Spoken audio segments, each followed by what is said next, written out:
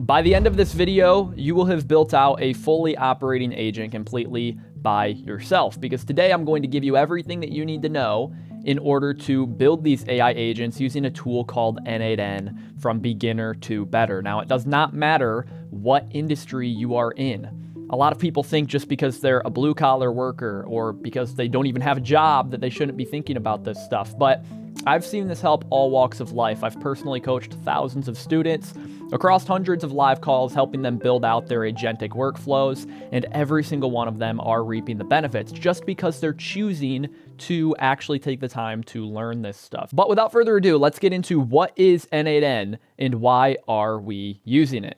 Like I said, we're using n8n to build AI agents, so let's learn what is n8n. Well, n8n is a tool that lets you hook up your apps and automate the boring and repetitive tasks. It's low code to no code, packed with AI and built to supercharge your workflows. They even have an open source version that you can download to your computer and use for free. So that is amazing. But let's get into the benefits of using n8n. Number one is agent building. You're going to be able to build agents that perform tasks while you sleep. Benefit number two is efficiency. You can build hyper-efficient workflows that outperform literally any human. Number three, we have ease of use. Anyone can learn, especially if you are watching this tutorial. By the end of this video, you are going to have an agent that you've built out by yourself with a little bit of guidance, of course. But what are the steps for learning n8n? Very simple. You learn the terminology. So you learn how, certain words are said. You learn what tools you can use within this app. Step number two is you build out small workflows. These can be automations rather than agents. We'll get into the difference between those in just a second. Step number three, you integrate AI into those small automations or workflows. And when you integrate AI, it makes it agentic. And step number four, you have to keep learning and building. You can't just watch this 30-minute to 1-hour video and expect to have mastered everything, right? It's going to take you pushing the boundaries and you solving problems. And I'm going to show you how you can use AI in order to help you do that in this video, and something that I do every single day to help me build out these AI agents. But first, we need to understand what should we learn before trying to build agents. Like I said in the beginning of this video, we have coached thousands of people on how to build AI agents, and this is probably where most people go wrong. Most people get too excited and space out on the basics. But let's be honest, you should not be building agents if you do not know what powers them. A lot of people just want to jump into building AI agents, but don't understand the mechanism behind it. And this is a case where understanding the mechanism is very important. So what should you learn first in order to be well prepared to build AI agents? Well, that is prompt engineering. Learning how to create prompts, instructions, and questions for a large language model will help you immensely. And if you don't know any of those words I just said, like large language model, instructions, and prompts, then this is a good start. You should learn prompt engineering first. I have a full video I just created on it in the upper right-hand corner. Go learn how to craft a prompt in a large language model, because that's what's actually powering an AI agent when we set up the agent and turn an automation into an agent, of course. So this is actually what we teach in our AI Foundations private community. We have 4 courses on the basics of AI, and we recommend all of our students to go through these categories. We call them pillar courses before tackling one of our keystone courses, which in this case, building agents with n8n. So if you do want to learn more about that, go to the link in the description or the top pinned comment. I'm going to leave 2 links up there, and you can come see what that is all about and where people are making massive results. But let's dive into phase 1. What is an agent? We have to learn what is an agent before we start building them, and how does it differ from an automation? Because automations have been around for years. I mean, years and years. But agents are kind of a new thing, and they add an extra layer onto an automation, which makes it much more dynamic and customizable. So simply put, an agent is an AI integrated automation, and the basic automation concept and agentic concept, if you're building out an agent or an automation, these concepts will remain the same. You have a trigger, something that begins the workflow. You have an action that takes place, and that information from the trigger is passed to the action, and then you get a result. The result can be a tangible result, or it can be more of a subjective result. So maybe like happy customers is the result, Or, maybe you get a specific output to a certain Google Sheet. That could be another result. Now, an agent concept is the same, except we're just replacing the word action with AI action. So AI is actually going to dynamically take in information. It can access tools. It can access libraries. It can look at your spreadsheets, look at your tables, your databases, talk to your databases. But the big thing I want you to understand is an automation is predefined and fixed, while an agent is adaptable to unique situations. And when we build out this agent near the back half of this video, you're going to see, okay, an automation does the same thing every time. It does what it's told to do. But an agent, it's kind of non-deterministic in that way, where it can adapt to unique situations and it can give you results that are different every single time, because the information coming in will be different every single time. So next, let's dive into the n8n interface. Once you get signed in, again, you can use this on a free trial for up to 14 days and get, I think, 1,000 executions. So if you haven't logged into n8n yet, I recommend just creating an account and just using up your 14-day free trial to see if it's something you want to continue with. But once you're logged into n8n, what you're going to notice is we have something over here on the left called projects. You can create a new project by hitting this plus button and going to project. This is where all of your automations and agents are sorted. So if I go to my Life of Drake project, what you're going to see is each one of these is a unique agent or automation. And when you're in your projects, what you can do is you can even create specific folders within select projects. So if I'm in my YouTube tutorials folder, I could create one for this video. I could say full guide for n8n. I could hit create. And now I have a folder ready to go. So I could click in here, and whenever I want to create a new workflow, I could either hit this create workflow button in the upper right hand corner, or when I'm in this folder, I could just hit this button, create a workflow. And a workflow is what holds your agents and your automations. But then you see something here and it just says add first step. And this might be a little intimidating, because when you hit add first step, you just see a ton of different options over here on the right.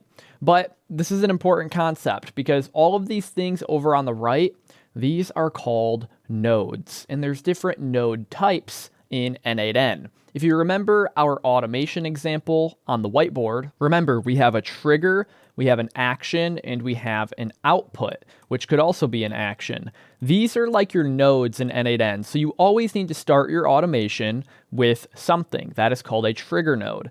Then you need to have something take place in that automation, which is considered action. And then results could also kind of be considered action. But let's get into the node types of n8n so you can understand all the tools you can use in order to create some cool things. So I've created this cool little dashboard for us so we can see all of the different node types. First, let me go over the categories, and then I'll get a little bit more specific within each one. So starting off, we have trigger nodes. These are nodes that start your n8n automations. You always need to begin an automation or an agent with a trigger. Something needs to happen that says, hey, wake up, it's time to run. That's what these do. And we always need to start with one of these. And there are more than what I've put in this box, but that's the concept of it. Next, we have action nodes. And these are nodes that perform actions in external applications you connect. As you can see, I have Gmail, Airtable, and Google Sheets in here as an example. Next up, we have utility nodes. These are nodes that are native to n8n that are going to help you transform data once you have it in your canvas. And then we have two other node types, which are code nodes. Nodes that help you send requests, use code, and add extra customization. We'll get into using one of these today, actually two of these today, when we build out our automation.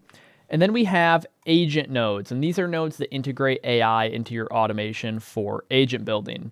There's a lot more than just these two, but I just wanted to show you the main agent node that's always used, and then one cool one that's native to n8n.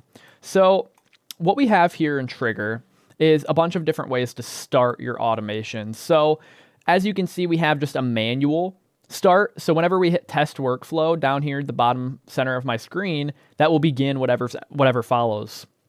We have a form input. We can do things like a schedule, so it can run on a specific day, time, minute, hour, webhook data. So this is getting a little bit more complex, but You can actually listen for events happening on other websites, like Slack uses a webhook. So maybe if you want to watch for messages in a certain Slack channel and begin an automation on a certain Slack message, you could do so like that. You have a chat received, so you could begin an automation when you type something in this chat, just like that. That could start an automation. And then we have things like executed by another workflow.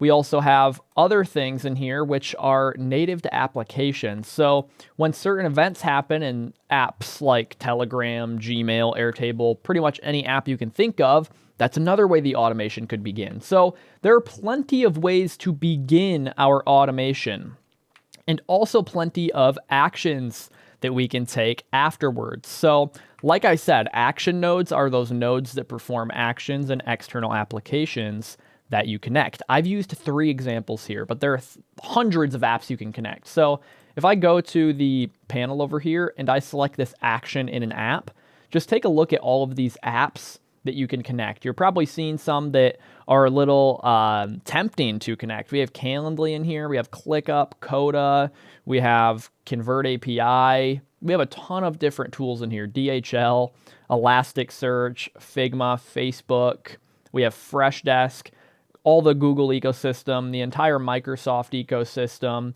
We have literally any tool you can think of. And when you click into one of these tools, I'll click on Stripe, for instance, there's different actions you can take. So you could create a charge. You could create a customer.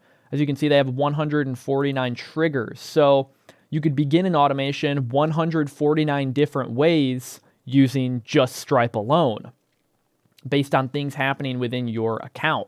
And what's cool about this is when a trigger happens on something like Stripe, it's going to take the data that it pulled from that event. So like on payout created, it would probably have some information about the payout created. So a bunch of different ways you can begin your automation in the trigger step, and a bunch of different actions you can take after the automation has been triggered or after it's begun. So if we wanted to, we could even do something as simple as this. I could grab a form, I could have a new sheet created. If you want to connect these, what you could do is just drag and connect. And now I could create a little form here. Let's say I want this form to just create a new Google Sheet for me. So anytime I'm in n8n and I want a new Google Sheet created, I could just type out in my form. So we can give it a form title. This is just a quick example. I'll just call it New Google Sheet. And for the description, I put create a new Google Sheet for my workspace. I'll call this sheet name, and then I can put, for the placeholder, sheet name here. And this would be enough to get our automation running. I'll be going in depth and explaining out automations and agents when we're actually building the custom workflow. But right now, I'm just trying to show you an example of how n8n is actually structuring its data and how it works. So what I want to do right now is actually disconnect this from the Google Sheet. And then I just want to test out this form. So I'll hit test step. As you can see, it's going to pull up a form field where I can enter my sheet name. Maybe I just want to name it Drake's Agent Guide. I can hit submit. And what you're going to notice is all of this information is on the right side of my screen now as an output. So it has Drake's Agent Guide, and this is in something we like to call a dynamic field. So I can actually use sheet name and map it to my Google Sheet new sheet name. So anytime I type in a unique name to the form field, it will update accordingly in Google Sheets. Let me show you an example of what that looks like. So when I click into this Google Sheet node, what you're going to notice is we have 3 sections pretty much in every action node. We have an input, which is over on the left. This is where all of the incoming information and all the variables are coming in from. So this is coming in from our form trigger node, right? If I click that drop down, we can see sheet name in here. Then we have a configure section. This is in the middle, and this is where you're configuring all of the data that you're using from your input. And lastly, we have an output section. This is the result of this configuration with using the input data. So if I'm using the create new sheet node in my Google Sheets account, which is very easy to hook up, what I could do is I could select operation, create a spreadsheet, and then I could dynamically, by using an expression, map a new title. So if I drag over my sheet name here, as you can see, it will create a new sheet called Drake's Agent Guide. And not just Drake's Agent Guide every time, but whatever I put in this sheet name field. So if I test this step, what you're going to see is the output will be a new spreadsheet. It even gives me my spreadsheet ID, and it gives me a ton of different information that I could even keep on using or keep on adapting to with other action nodes. But it even gives me a spreadsheet URL right here. So I'll copy this spreadsheet URL, and then we will try it out. I'll paste it right here and send it off. And as you can see, we have a new spreadsheet created with that custom name, Drake's Agent Guide. So that's an example of how actions can take place with a trigger node in n8n. And I could come in here now and I could test this out, and I could create any sheet name I want. Hello with a bunch of O's, submit. And now that I have it set up, it will create a new sheet anytime I type in that form. You can even get as crazy as updating rows of that sheet. But we now have this URL that's getting created at the bottom automatically for us. So I can just go and use that wherever. And as you can see, my sheet is titled like that. So that's an example of a quick automation. And it's not really anything automated, but rather just showing you how actions can take place in n8n. Next up, we have utility nodes. And like I said, these are nodes that help us transform data. So we could merge two inputs using this merge one. We could aggregate data together. We could split out data. These are things that I'm not going to get into too much. When you come to the point where you're going to need them, you'll understand, like, okay, I want this automation to take two routes. So maybe I would need to use a switch node. These are things you kind of pick up on as you go, and it's not something completely important to learn right out of the gate. You'll understand once you need them when that time comes. Next up, we have these code nodes. And like I said, you can create JavaScript functions or Python scripts within this code node right here. So you can even select a language. So this gets very powerful because if you remember, we still have our same input, configure, output screen setup. So we could drag in dynamic data to a JavaScript function, and it could be dynamically updating, which I'll show you how to do today. We have an HTTP request, so you can call and get data from services, similar to how these are working in the action, but it allows for more custom calling and more actions to be taken place. And we also have webhooks once again. Next up, we have our agent nodes, and this is where all the fun happens. We're going to actually be using the tools agent today within an automation, but the cool thing about these agents is you can give them memory, and you can also give them tools to use. So they're acting as a brain, and all you have to do is give it custom instructions on how it should act and feed in some dynamic info. And then it will use all the tools it has available in order to make decisions on your behalf. Of course, you can set guardrails and boundaries, but that's the concept of an AI agent in n8n. It's a pretty cool node, and we're going to get into that. But this has been a brief covering of agents, nodes, and how to use them in n8n. But what I'm going to do now is I'm going to go back to my YouTube project, and then I'm going to click into full guide for n8n. What I want to do is I want to build out our first agent together, and I want this to be a weather reporting agent. So first, let's build out an automation so that we can use a bunch of different nodes and understand the difference between an automation and an agent when we build out the agent. And then we can actually get into adding in that AI node and making it fun, adding tools, and adding some other cool things. So like I said, let's build out our first automation. And this is going to be an automation to get a weather report from a specific location. So step one, we need to set up our trigger nodes. Remember, every automation has to have something that says, hey, wake up, it is time to go. And that's what step number one is for, right? We're using the trigger nodes. So the two nodes that we want to use are a manual trigger, just for testing. I always use the manual, especially if I'm building out an automation. So I can say test workflow and it begins for me. And I also want a schedule trigger that starts the automation once every 24 hours so that every morning, eventually, I can get an email with a specific weather report based on my location. So let's get step one out of the way and get these trigger nodes on the canvas. Within my full guide for n8n folder, I'm going to hit create workflow, and I'll close my sidebar so we get that nice full screen view. And what I want to do is I can hit add first step here, or I can go to the upper right hand corner and add in the trigger node that way. So I'll do it that way, and then I'll add in trigger manually. So now anytime I hit test workflow, it will start running and completing actions taken later on. I can even rename this if I want to manual test. Beautiful. And now I need to add that schedule node so that it can run on a schedule rather than just having me in here having to click run every single time. So I can type in schedule, and as you can see, that schedule trigger comes up. I can click that. I can select an interval. For now, we'll just do every day at, let's just say 6 a.m. So I'll click off, and just like that, we have our 2 ways that we're going to begin our automation. I can just call this like 6 a.m. schedule. Beautiful. So I know what time it's actually running. And then before we get into step number 2, adding in our action node, what I can do is I can rename this to weather report automation.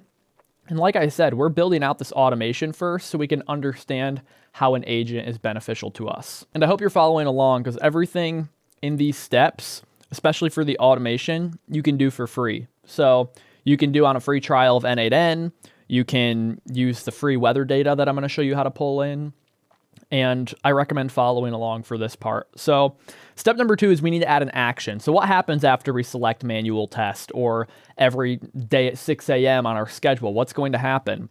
Well, how about we start in by just pulling in all the weather data that we possibly can? Where would you get weather data? Well, that's something you kind of have to research. But I found this website called openmeteo.com, and it has free public data available for any location about the weather. So we can use that for this automation. And so we're going to be using an HTTP request in order to do this. So before we dive in, let's actually learn what is an HTTP request. Well, in n8n, an HTTP request looks like this. I'll type in HTTP and it will look like this. This is an action node. So it's actually going to get some information for us after we hit this test workflow button or every day at 6 a.m. What we can do to connect these two is just drag and drop that wire right here. As you can see, I can move it around the screen. I can connect it to itself. It's kind of weird, but I can connect this wire to the back of the HTTP request. So now there's 2 ways that this HTTP request can actually take an action. So let me get back into the presentation and show you what an HTTP request actually is. And the easiest way to describe this is just thinking of an HTTP request like a support call center. When you want information, imagine this. Let's say you wanted information about the weather of a specific location at a specific time, and there was a phone number you could call in order to get that information about that data. Think of an HTTP request just like a unique phone number you're calling and asking for specific information, like, hey, I want the weather data in Chicago, and I want it in an hourly forecast. It's the same concept, right? Except you're not using a phone number, but rather you're using a unique URL instead. So for our weather report example, we can use openmeteo.com to create that special URL that gives us information about the weather. So let's create that URL now. Because on the n8n side of things, in this HTTP request, as you can see, it's just asking for a URL. Think of this like your support call desk phone number that you're inputting. And when we hit test step, it's going to go get that information that we set up, and that URL is going to be able to pass that data back to n8n. So let's do that now. I'm going to go to openmeteo.com, and as you can see, we have a free weather API. So if you're ever looking for HTTP requests, just look for open APIs or just API documentation. A lot of your big applications will have them. You might have to sign up for a developer account, but they're pretty simple to use. So let me go to the API docs, and now we just want to look for an API URL. As you can see, this URL is constructed upon latitude and longitude. So if we want the weather from a specific location, first we're going to have to find that latitude and longitude for that location. So we can scroll down and we can look for an API URL. Oh, there it is. So this is the unique URL that we're going to have to type in and copy into our application. So we could even just paste in this URL into a new tab. And what that's going to do is it's going to show us all of that information. So it'll give us the hourly timestamps with the temperature down here as well. But we want this data in n8n. So let's do that. First, we need to construct this URL. So let's say we live in Chicago and we want to find the weather in Chicago. So latitude is 41.87. I can copy that. And then for latitude, I can type in 41.87. And then I can go and copy the longitude as well, which is 87.62. And this is just so I can grab weather data from a specific spot. Forecast days, how long do we want? Well, I can just go to 3 days. We don't really need 7 days out right now. But now when we go to the URL, actually I'll change my temperature unit to Fahrenheit too, and my wind to MPH. Sorry for everyone that's using Celsius and kilometers per hour. I'm going to go the American route and not do that. But now the URL is changed and it's updated according to the location we want, to the forecast days we want, to the wind speed and the temperature unit. So what I can do is I can now copy this. Now that we've crafted and made it exactly how we want it, which this weather API is sweet. You can add things in like sunrise, sunset, snowfall some, shower some. Like there is so much data that you can add to your URL, but what we have right now will be good enough to get us what we need for this weather report automation. So now what I want you to do after you've crafted your URL in Open-Medio is I want you to paste it into your HTTP request. So I'm going to paste it in right there. And for now, we can just leave the method on get, and then we can test this step.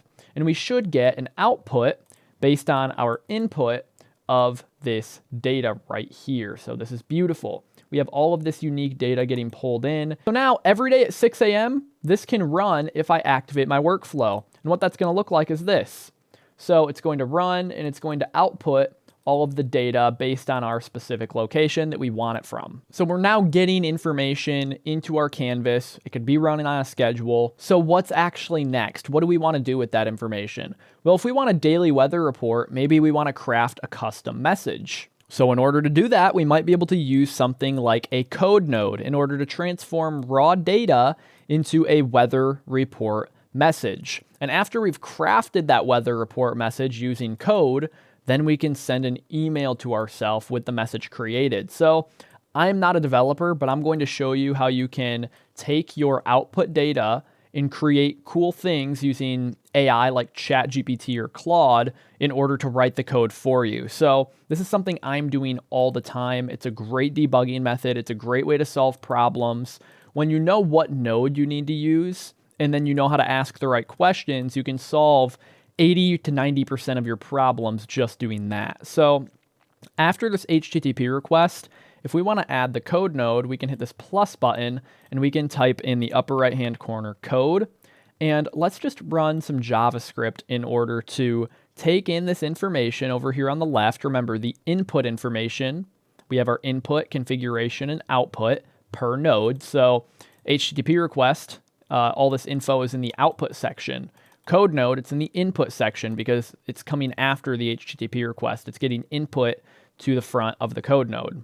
So how might we transform this raw data, all this crazy looking stuff, into an actual message that we can send to ourselves in email? So since I'm not a developer, what I can do if I want to make code in order to take in raw data and create a custom message for me, what I could do is I could go to ChatGPT and I could type out a prompt like this. As you can see, I say create an n8n code node that parses this weather JSON and returns a message with, and then I put what message I want. In Chicago, the high today is, and then I dynamically want a high temperature message coming in. The low today is, and then I want low temperature. Maybe this is the message I want emailed to me every single morning. Obviously, you could make this more custom and more fun, but we're going to get into how to do that in the agent step of this. So as you can see, I said that parses this weather JSON. So the information that's coming in is considered JSON. So I need to give it that information in order for it to know how it's coming into this code node. But the cool thing about ChatGPT is you can turn on search and it's going to have up-to-date information about what an n8n code node actually is, and it will do that search for you. So let me now paste in the way that this data is coming into my code node. So I can go back to our n8n automation. I can hit this edit button in the upper right-hand corner, and this is going to allow me to easily copy and paste all of this code. So I can just drag all the way down or you could hit Control+A. I'm going to hit Control+C. Then I'm going to go to ChatGPT and I'm going to paste in that code. And so this is a structure, and ChatGPT has seen how that structure is, so it can help me create code in order to use it. So what I'm going to do is I'm going to send that off, and then it will create me JavaScript code in order to transform that into a cool message that we can then send to our email. And in a matter of seconds, it created that code for me. So all I have to do is hit copy and then go back to ChatGPT, double click into the code node. And since I gave it how the data is coming in, it crafted the code around that. So if I paste that in and I hit test step on the code node, what you're going to notice is it's going to give me that custom message. Sometimes it gets it wrong, sometimes it gets it right. If you do get an error, what you have to do is just paste in the error to ChatGPT, that same thread. But as you can see, it's now using all of this data in this one little code node and crafting a unique message for us. And this will be different every day because the temperatures will be changing every day. So this is a dynamic message. And this would be an example of using a code node in n8n in order to transform raw, confusing data into something that's actually kind of nice. If you want to clean up your workspace, you can always rename these nodes like I did with the two trigger nodes. So maybe I could say like gets weather. I could hit rename. Maybe I could say creates a message, and I could hit rename. Next, let's send this to our email. Step number 4, we want to send ourselves an email with the created message so that we can get it at 6 a.m. every single morning. So what I can do is I can hit this plus button, and I could go to action in an app, or I could just type in the node that I want to see if I can perform an action in the app that I want to perform an action in. So I'm just going to type in Gmail. And when I click on Gmail, look at all of these different actions I can take. I could add a label to a message, I could delete a message, get many messages, reply to a message, send a message, create a label, create a draft, add a label to a thread, get many threads, tons of different actions I can do in just this single app. So what I want to do though is I want to send a message. So I'm going to click this send a message action right here.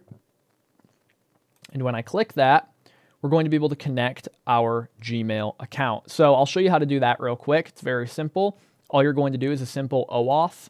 So you're going to want to hit create new credential, and then you can just do OAuth 2, and you can hit sign in with Google. Once you hit sign in with Google, you're going to be able to select from all of your Google accounts. So I'll just select the account that I want to send this email from. This is going to be the send email, not the send to email. You can send it to whoever you want, but this is going to be the email you're sending it from. So I'm going to select the account I want to do that with. And once you've done that, you can just hit continue. And as you can see, it's super simple. It says account connection tested successfully, account created. And so now we have Gmail account 6. I've created a lot of authentication here, but I can just X out now and then just connect to Gmail account 6.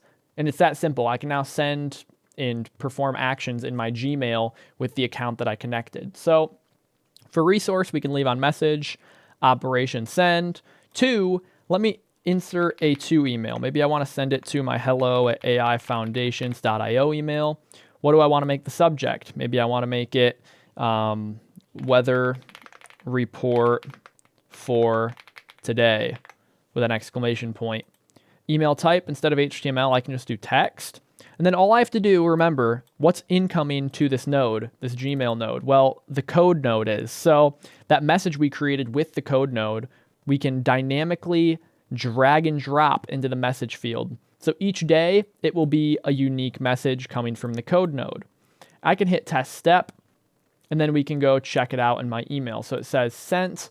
Beautiful. Let me go check it out. And as you can see, I got weather report for today from my test email. And it says this automatically was sent by n8n. If you want to turn that off, and when you're using your email, what you can do is you can go to the options of your Gmail node. So I'll click in there and go to my options. I can hit add option. Where it says append n8n attribution, you can select that and then turn it off. And next we can hit save in the upper right hand corner.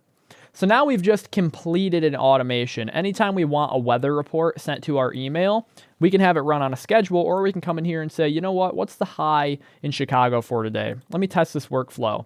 And in a matter of seconds, it will send an email to my inbox. So if I wait and I refresh a couple times, there it comes in. I can click, and now we have that custom message. But as you can see, this is very fixed. There are not many dynamic things happening here. Like the message stays the same. The only thing that's changing is the weather. So what is the high? What is the low? So congratulations, you have now built your first automation, but now it's time to actually build out an agent in order to see the big differences between the two. Now, building out this automation was an important first step because it's going to allow you to see how powerful AI agents actually are. Now, this next use case is going to be a little bit different. We can still use that weather tool that we were using, but we're going to be adding in things like a large language model. And I want to show you how you can do cool things with this weather data once it's within your AI agent. So let's get right into it. So again, I'm going to be in a new workflow.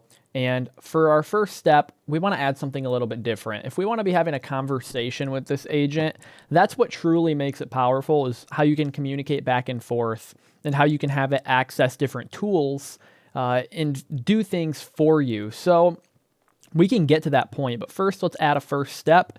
And for this first step, we're going to be adding on a chat message. It's down here in the bottom right-hand corner. So we can select on a chat message, and then we can click out of here. Now we can actually type certain things in here. I can say hello, and as you can see, it will start my automation by me typing out a chat. So now let's connect an AI agent to this.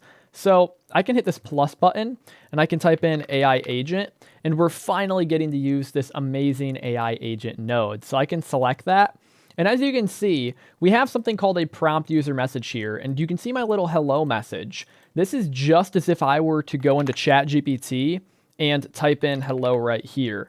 Once we connect a model to this AI agent, this is where our prompt is. And we can either use the connected chat node that we have right here for our prompt, or we can define below. So I could put in custom information here if I was using a form connected to this AI agent or something like that. But for now, we'll do connected chat node. And next we need to actually add something to power this brain-like agent in n8n. So this AI agent node is super powerful. As you can see here, we have three things. We have a chat model, we have memory, and we have a tool. Memory is going to allow it to see previous conversations that we've had, previous messages we've sent off. A chat model is what actually powers this thing. And tools are applications we can connect to give it access to in order to use to help us solve our problem, brainstorm, answer our queries, and so on. But first, as you can see, we're getting this red outline, so let's fix that. What we can do in order to fix that is to add a chat model. If I hit that plus button, over here on the right-hand side, you're gonna notice a bunch of these different chat models come up. Today, I'm just going to be using OpenAI. I'm going to select that in the bottom right-hand corner. Now, this is different from your regular OpenAI account. If you're using something like ChatGPT in this case, you're going to have to go to platform.openai.com, the developer platform, and you can get started with as little as $5 worth of credits. This is separate from your other ChatGPT account, something you have to sign up for and actually add money, whether you're on the Plus plan or not. So you can do so by going to settings and then going into the billing section and doing that. Once you load in about $5, go to API keys. And what you can do is you can create a new secret key. When you create a new secret key, you can give it a name. I can just call this OpenAI test, delete later, so I remember not to keep this open. I can select a project.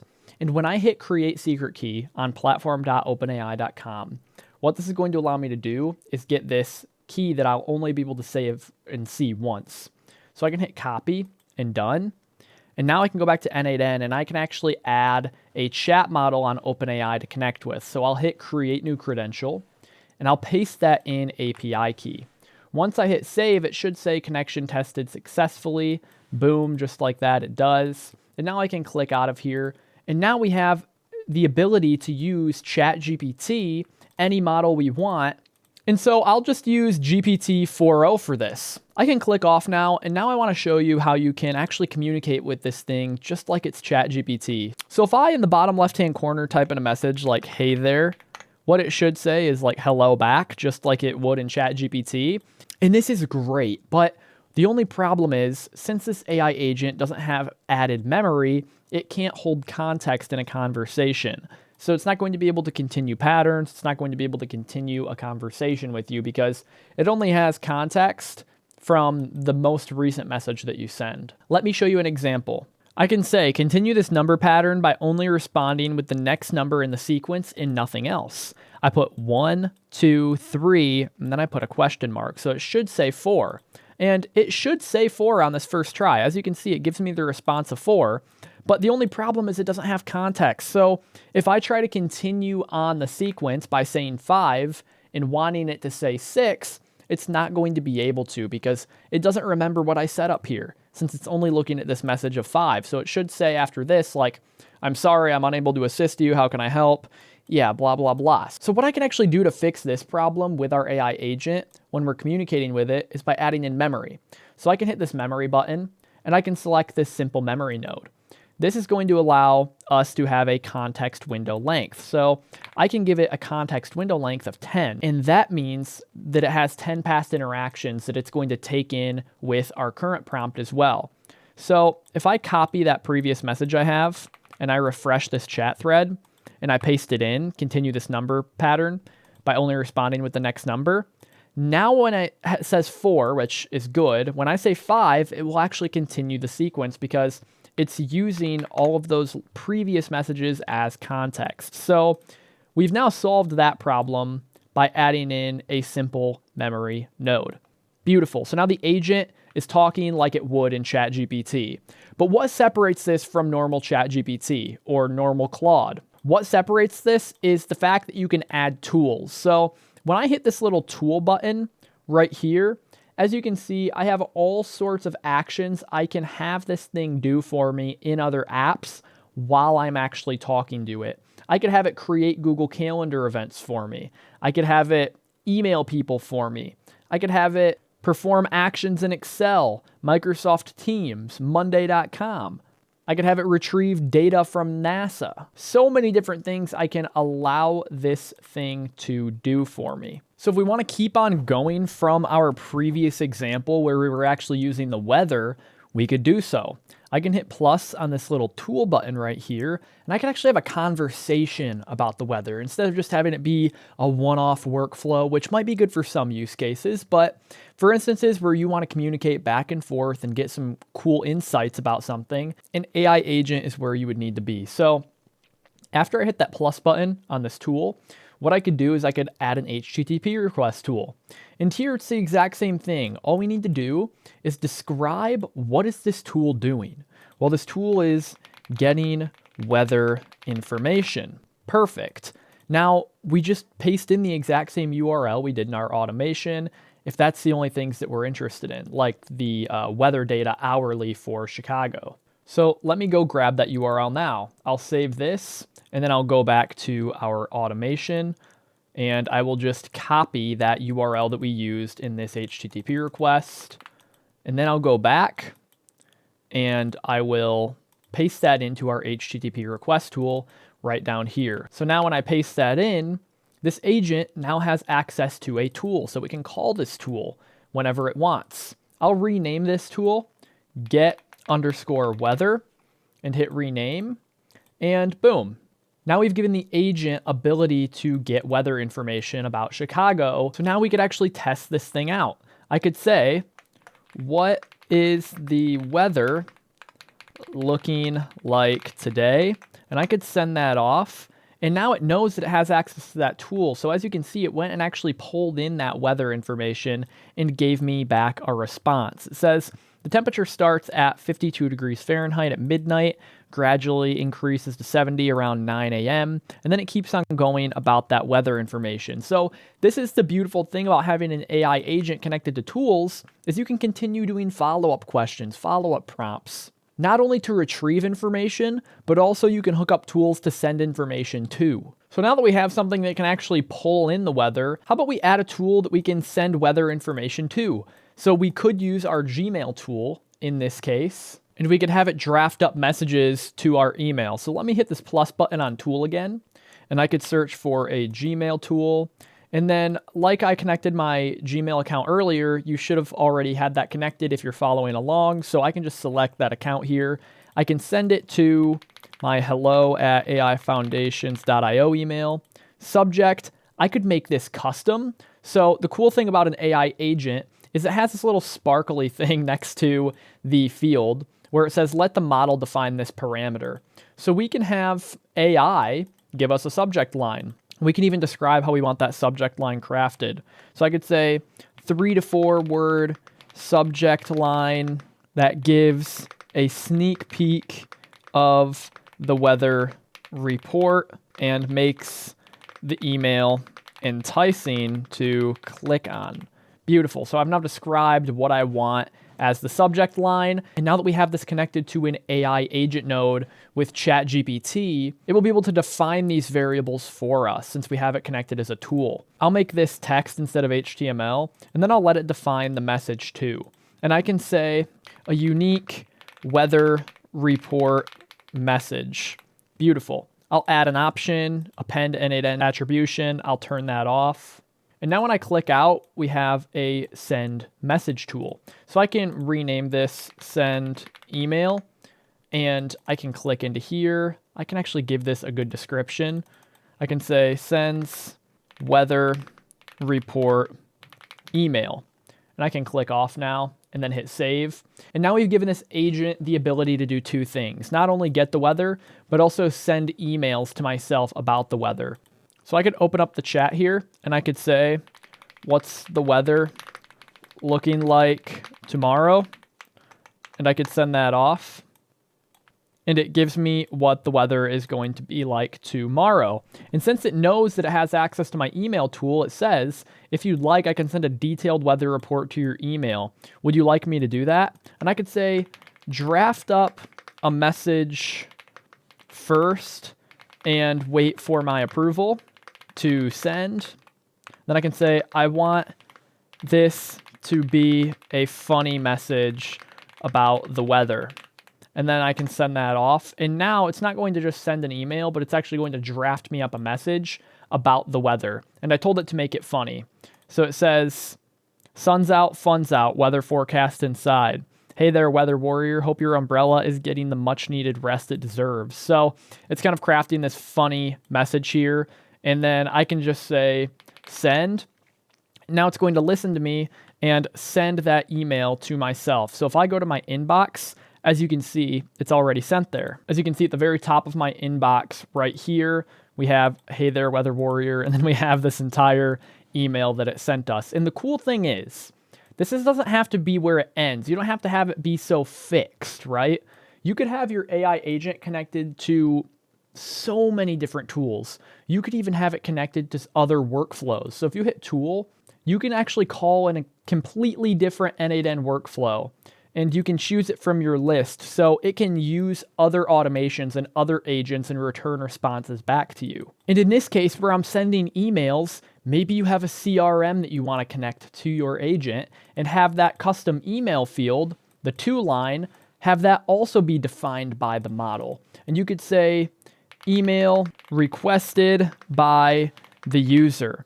And you could have it first search your CRM for the people that you're talking about, grab their email, and then define the to field for you as well. This can be running in the background. This can be running when you open a chat, maybe when you text a WhatsApp channel, a Telegram channel.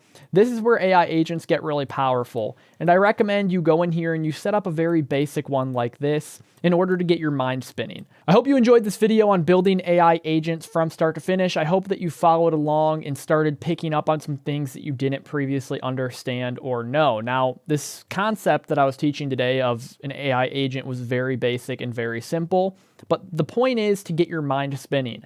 There is no one solution fits all. I'm just trying to show you how agents can use tools and how you can actually have a conversation about the data that it's pulling in dynamically, very seamlessly, as a matter of fact, not having to structure and fix many instructions into your automation, but rather just having a general conversation. That's where the world is going, right? Let's speak with our agent.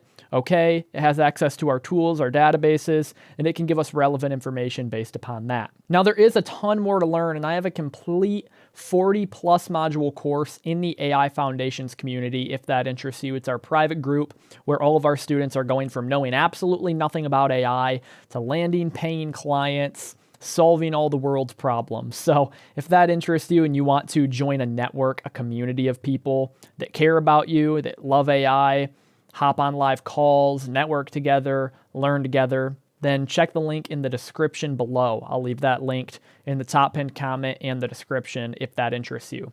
But with that being said, that's all I have for this video. If you enjoyed, please drop a like and subscribe. I would highly appreciate it. And I will see you in the next one.